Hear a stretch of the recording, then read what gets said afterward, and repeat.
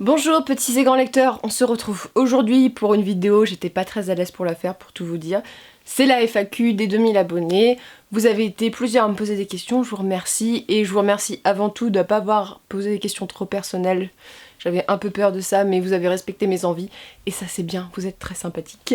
Et on va commencer tout de suite, il y a des questions, je vais vous dire, celles que je vais traiter dans des vidéos autrement parce que des fois il y a des questions hyper larges et j'ai pas envie de vous faire disserter pendant 20 ans on va dire. Donc on commence tout de suite. J'ai un peu coupé les questions de, c'est-à-dire mon rapport à la lecture, mon rapport au métier d'éditeur et mon rapport à l'écriture, comme ça on scinde les trois, on mélange pas tout, c'est beaucoup plus pratique. La première question, j'ai pas mis les noms des personnes parce que je savais pas si vous vouliez être noté ou pas, et il y a des questions qui se regroupaient, donc voilà, j'ai fait un petit peu ma petite sauce. Et la première question est donc: combien de livres lis-tu par mois? Je tiens sur mon téléphone un décompte de tous les mois de ce que je lis parce que sinon pour les updates c'est l'enfer. Mais le truc c'est que je lis jamais exactement le même nombre de livres par mois. En général, depuis allez, 4 ans, je lis environ entre 8 et 20 livres par mois. Cette année je suis plus à 10-12 livres par mois. Quand j'étais aux études, genre... Bizarrement, j'ai beaucoup lu cet été, tout ça, mais quand j'étais aux études en lettres, tout ça, je lisais moins parce que c'était les lectures de cours et que ça me prenait beaucoup de temps. Et quand tu te lis des pavés et que t'as pas vraiment envie de lire, du genre Montaigne, t'as pas franchement envie de lire à côté. Et je comptais pas les lectures que je faisais dans mon boulot aussi, parce que sinon j'en étais à beaucoup plus. On va dire 10-15 par mois maintenant. Je sais que c'est beaucoup pour certains, que c'est peu pour d'autres, parce que j'ai rencontré des gens qui lisaient énormément, genre qui étaient capables de lire 20 à 25 livres par mois. Donc pour moi c'est exceptionnel, hein, j'arriverai jamais à tenir ce rythme-là. Ça rebondit sur la question qu'on m'a extrêmement posée, c'est comment fais-tu pour lire autant? Alors, c'est pas une compète, je vous ai toujours dit qu'on c'est pas bien de comparer la taille de nos pales, de la taille de ce que tu lis par mois, ça sert à rien. Voilà, on lit tous différemment. Et on a aussi une vie très différente. Alors si vous voulez savoir comment je lis beaucoup, la lecture pour moi c'est... Ah, c'est horrible de dire ça, hein, mais c'est comme un entraînement de sportif. C'est-à-dire que plus tu lis, en général, plus tu lis vite. Et comme j'ai fait des études qui ont mobilisé le fait que je devais lire beaucoup de livres, mon cerveau en fait... Comment dire? Je pense que j'ai un peu acquis la lecture assez accélérée toute seule. Donc des fois j'arrive à deviner les mots, en fait mon cerveau il fait le travail tout simplement, et des fois il fait tellement le travail que quand je lis la phrase je me dis non c'était pas ce qui était écrit, donc je relis. Mais c'est vrai que je pense qu'il y a beaucoup de déduction quand on lit beaucoup. Après il y a des livres que je prends plus ou moins le temps de lire, par exemple quand j'aime beaucoup un livre je vais prendre mon temps. Il y a des livres quand ça me saoule un petit peu, les passages sont un peu longs, bah c'est vrai que mes yeux, oh là j'ai dû loucher, hein, mais mes yeux ils battent comme ça, ils se dépêchent, ils ont pas le temps à perdre. Après c'est une question d'organisation, c'est-à-dire que la lecture c'est un plaisir, mais quand on aime comme moi lire beaucoup, j'ai envie de lire beaucoup de livres, ce qui fait qu'il faut que je sois un minimum organisé pour lire. C'est hyper sérieux, hein. Je pensais faire un peu de trucs déconnades, mais en clair, j'ai pas beaucoup de vie sociale, ou du moins la lecture impacte ma vie sociale comme beaucoup de lecteurs qui lisent beaucoup.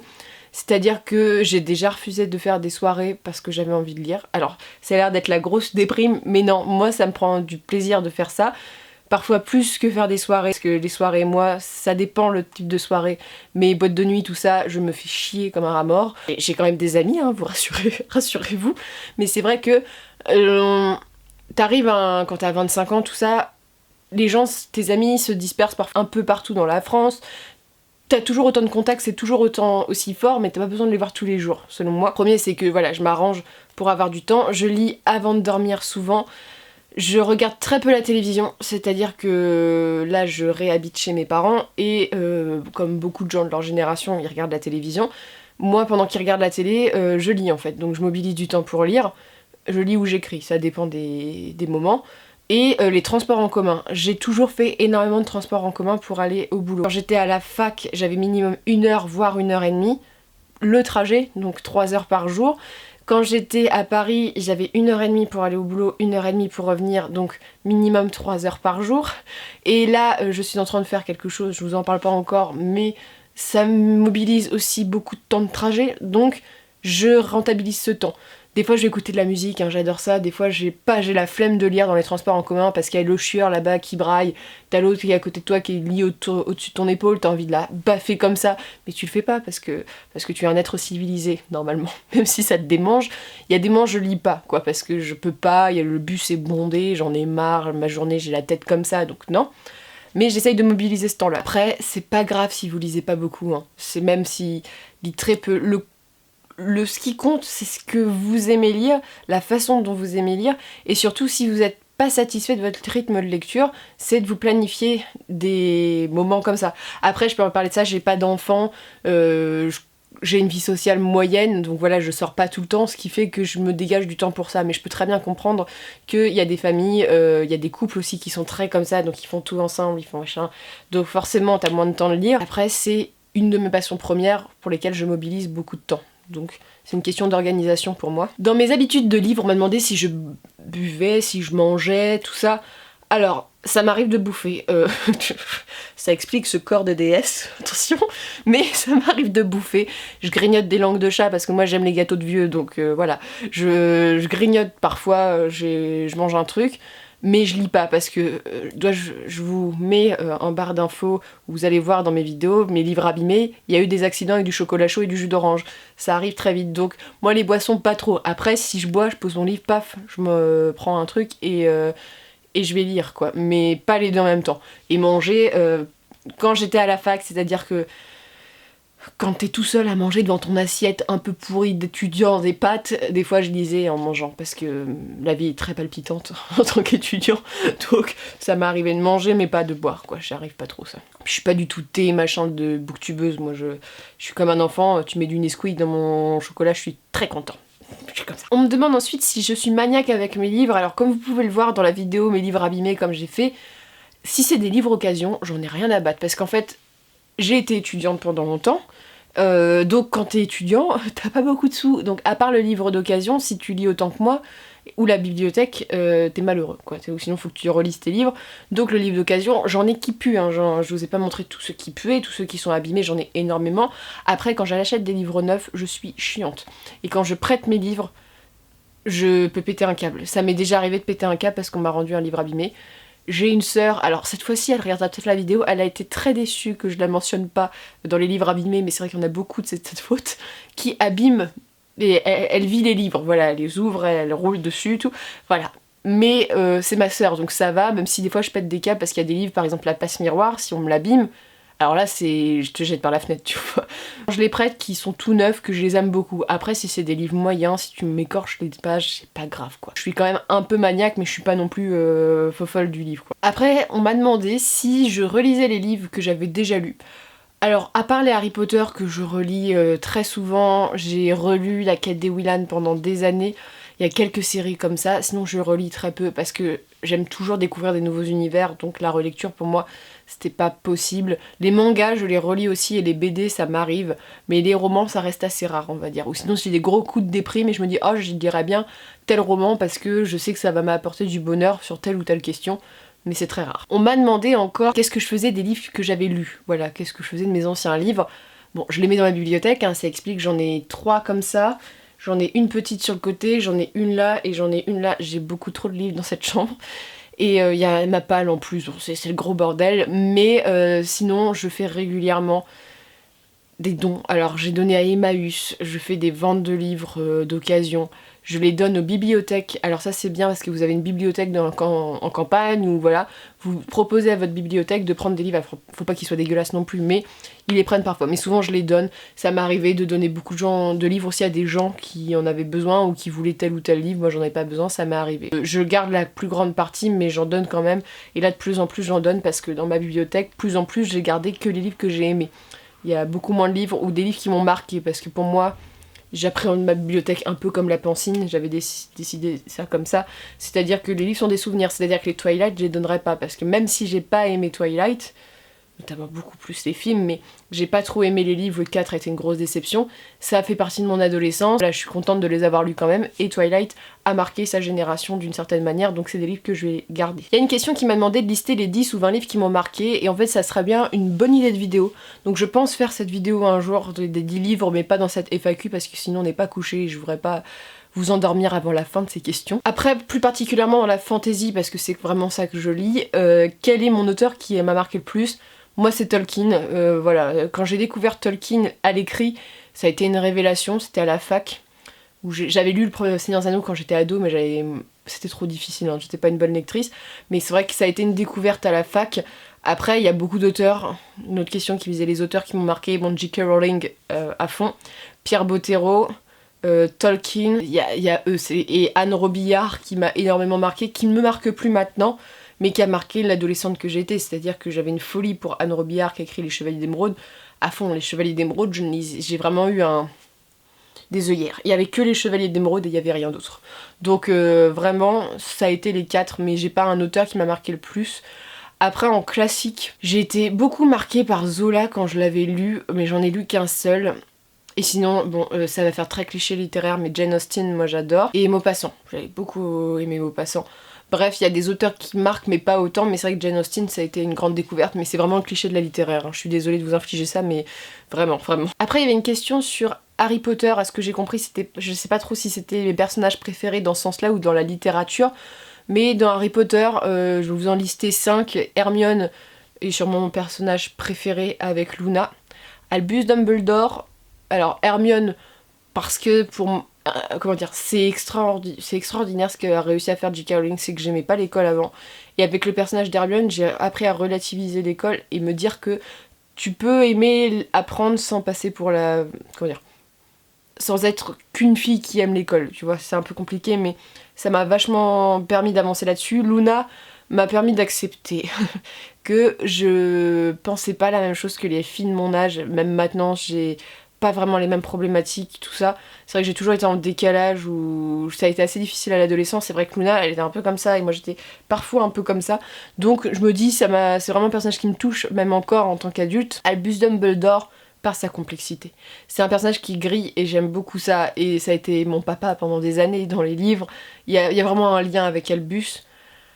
Drago Malfoy. Alors, Drago, c'est bizarre, hein, mais c'est peut-être le côté bad boy quand j'étais ado, mais comme je vous le disais, c'est mon premier crush littéraire, je crois, il me semble.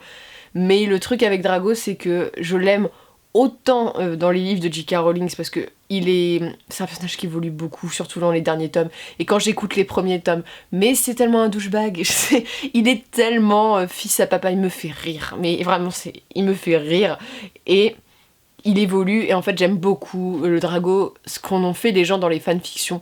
Je trouve ça sympa, voilà, moi j'aime bien Drago là. Donc c'est vrai que c'est un personnage qui a réussi à mobiliser beaucoup de fanfictions et de l'univers, et je trouve ça sympa que ça a pu évoluer dans ce sens-là. Et un cinquième, Minerva McGonagall. Alors Minerva McGonagall, c'est le prof idéal pour moi. J'ai une prof de français qui lui ressemble énormément en 6ème, qui doit plus enseigner maintenant, mais c'est vrai que c'est cette prof de français qui m'a fait aimer la littérature en 6ème. Après j'ai eu des profs, j'ai eu beaucoup plus de mal, et en fait la première fois que je l'ai vue, j'ai dit à ma mère, c'est Minerva McGonagall.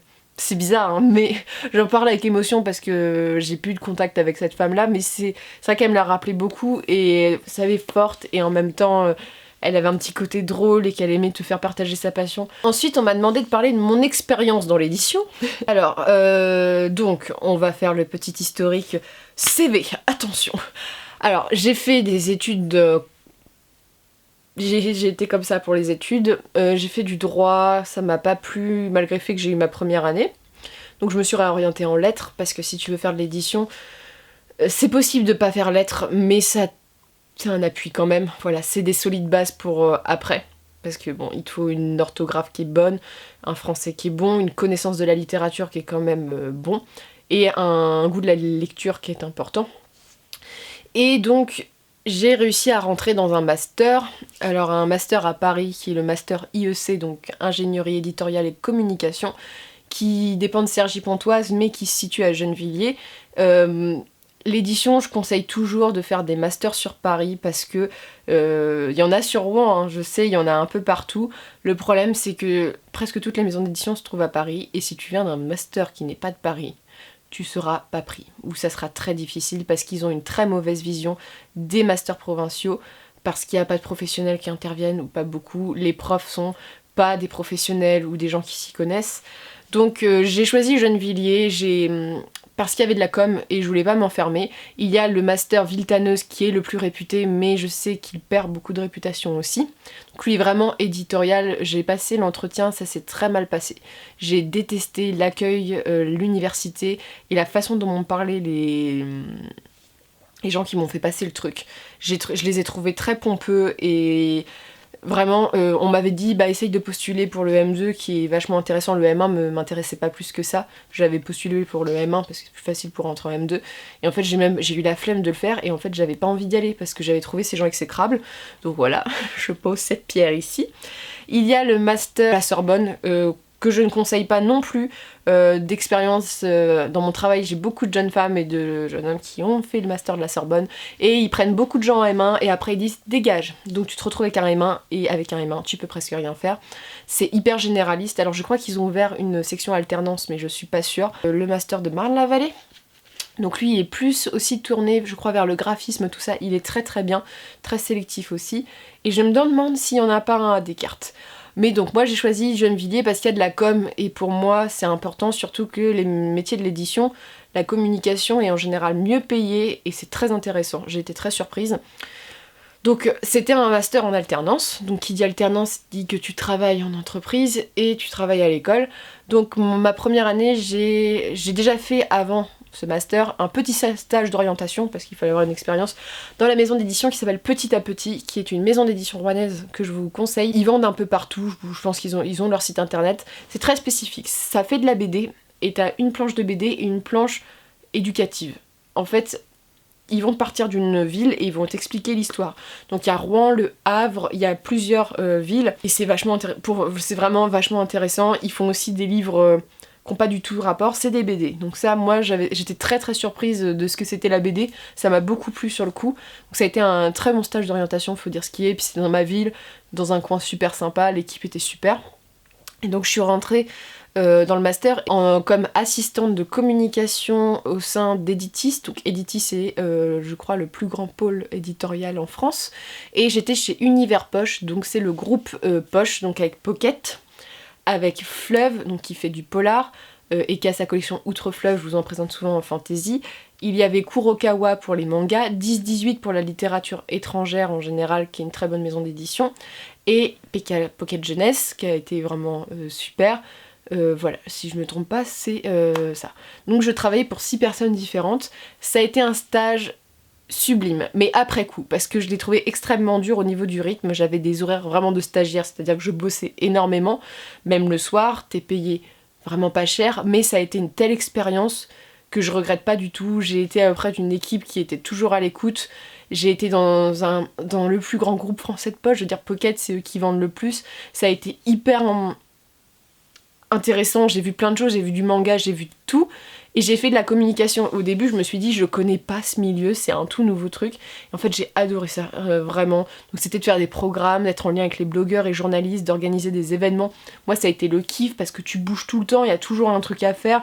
Tu sors, c'est vachement bien. J'ai rencontré plein d'auteurs. Voilà, jamais j'aurais pu me dire, j'ai serré la main à Guillaume Musso, mais pas voilà... J'ai serré la main à Guillaume Musso, j'ai rencontré des auteurs, je suis allée à 13 à table, j'ai vu Leïla Slimani juste à côté. Michel Bussy qui te fait la Cosette, tu te dis c'est quand même hallucinant tu as la gamine qui a toujours rêvé de faire des livres et qui se retrouve voilà avec tout ça, et ça a été hyper intéressant. J'ai été avec des gens qui m'ont fait découvrir énormément de choses, j'ai appris tellement de choses et je me suis amusée. Je sais pas s'il y a des gens qui allaient aux petits événements Pocket le samedi, mais c'était super, il y avait plein de lecteurs sur des livres. Moi c'était le kiff quoi, j'allais bosser le samedi, mais genre j'étais heureuse d'y aller, avec voilà, tu rencontres des gens, c'est formidable. Ça a été une super expérience, ça a duré 8 mois, je suis partie, j'étais un peu triste de partir, j'aurais bien voulu faire une alternance avec eux, mais bon, pour des coûts budgétaires c'est toujours compliqué, mais vraiment la plus belle expérience que j'ai eue. Alors après une expérience comme ça, tu te dis forcément je vais trouver un truc aussi bien, tout ça, et je voulais faire de l'édito. Parce que vraiment du livre pur, parce que je voulais avoir un profil le plus large possible et apprendre le plus de choses possible. Et donc j'ai en deuxième année cherché une alternance cette fois-ci, parce que là c'était un stage alterné de 8 mois, mais là c'était une alternance. Et donc j'ai trouvé chez Françoisir, dans leur collection Nouvelle Plume, qui est une plateforme numérique où les gens postent leurs livres et les 4 meilleurs sont publiés tous les trimestres. Chez Françoisir et ensuite en librairie. Alors là, ça va être compliqué de vous en parler, c'est pour ça que j'avais du mal à faire cette vidéo au début. Ça a été un alternance catastrophique. Le début se passait très bien, j'apprenais des choses et en fait après je me suis énormément ennuyée, on me donnait rien à faire. Je peux pas vous parler parce que j'avais dit que j'en parlerais pas et que c'est assez douloureux pour moi d'en parler, mais l'université, notamment par le biais de mes camarades, se sont rendus compte qu'il y avait clairement quelque chose qui n'allait pas. Et lors du rendez-vous pédagogique, on m'a fait comprendre qu'il fallait que je me casse d'ici très rapidement, vraiment très rapidement, ce que je n'ai pas fait parce que je suis une tête de mule et que je comprends pas en fait. Je comprenais pas pourquoi il y avait ça, pourquoi ça se passait comme ça. Et au mois de juin, et bah hasta la vista, je me suis barrée. Voilà. Ça a un peu été comme ça. Bon, je m'attarderai pas là-dessus. J'ai pris ce que je devais prendre en tant que savoir. Après, ça a été une expérience terrible. J'ai eu du mal à m'en remettre. Voilà, j'essaye de rester neutre. Mais ça a été très dur pour moi, pour ma famille, au niveau... Voilà, ça a eu des conséquences quand même. J'ai eu du mal à m'en remettre. Même maintenant, je suis quelqu'un qui est pas du tout rancunière. Mais vraiment pas du tout rancunière. J'ai encore fait un test pour un truc la dernière fois où le pardon est quand même dans ma première qualité. Hein. Et en fait, j'arrive pas à pardonner, j'ai du mal à pardonner parce qu'il y a des choses qui ne se font pas. Et il y a des choses qui se disent pas. Et il y a des choses, je comprends pas que quelqu'un puisse dire ça en fait. Et puisse se comporter comme ça. Donc voilà. Donc j'ai détesté cette expérience professionnelle. Ça a été compliqué, et voilà, c'est ça mon expérience dans le monde de l'édition, mais je prends que le meilleur, c'est-à-dire que j'oublie un peu cette alternance qui a été très mauvaise, et je garde le stage de pocket qui m'a tellement appris que j'ai l'impression d'avoir appris... j'ai appris plus, j'ai l'impression, en 8 mois que certaines personnes en 2 ans d'alternance. On en avait parlé avec des amis pour ça, donc vraiment... Je préfère garder ça. Et sachez que mon aventure dans l'édition n'est pas finie. On verra ça, je vous en parlerai plus tard. Mais voilà mon expérience en édition. Donc 2 ans, on va dire, d'expérience. Voilà. Et voilà, c'est un métier. Si vous voulez me poser des questions là-dessus, c'est vrai que c'est assez difficile d'y rentrer. C'est très sélect et c'est une manière de penser assez particulière. Je suis pas toujours d'accord. Mais voilà mon expérience et on m'a demandé si je devais choisir une maison d'édition dans laquelle je voudrais travailler plus tard. Longtemps je pensais à Brajlon. Je trouve que la structure est trop grosse pour moi, je sais qu'en fait voilà, ça serait trop usine pour moi et je me tournerais plus vers des maisons d'édition comme les Moutons électriques, La Talente, Le Chat Noir, voilà, mes petites maisons d'édition, ça c'est vraiment le genre de maison d'édition que je vise, mais ils n'embauchent pas, donc c'est un peu problématique, voilà, c'est des petites structures, mais pour moi ça serait un rêve de pouvoir travailler dans ce genre de structure. Et enfin on m'a demandé de parler de mon projet d'écriture, alors c'est assez délicat, j'écris depuis que j'ai 15 ans, je construis des histoires depuis que je suis capable de penser par moi-même. C'est-à-dire que j'avais pas besoin de passer par l'écrit quand j'étais petite, après c'est devenu nécessaire. Donc j'ai écrit un premier roman de fantasy, un pavé de fantasy là, un premier tome, j'avais prévu 5 tomes, bref. Un truc, mais vous vous rendez pas compte de la taille du truc. Ça a été un exutoire pour moi et j'ai écrit beaucoup. Je l'ai fini à 18 ans, je crois. Je l'avais commencé à 15. C'est clairement pas publiable. Clairement pas. J'en suis contente parce que c'est le premier livre que j'ai fini. Donc voilà, c'est hyper important de mettre un point à la fin d'une histoire. Sachez-le, et c'est vrai qu'il faut être fier de soi quand on a fini d'écrire un livre parce que c'est facile de le commencer, de le terminer, c'est beaucoup plus compliqué.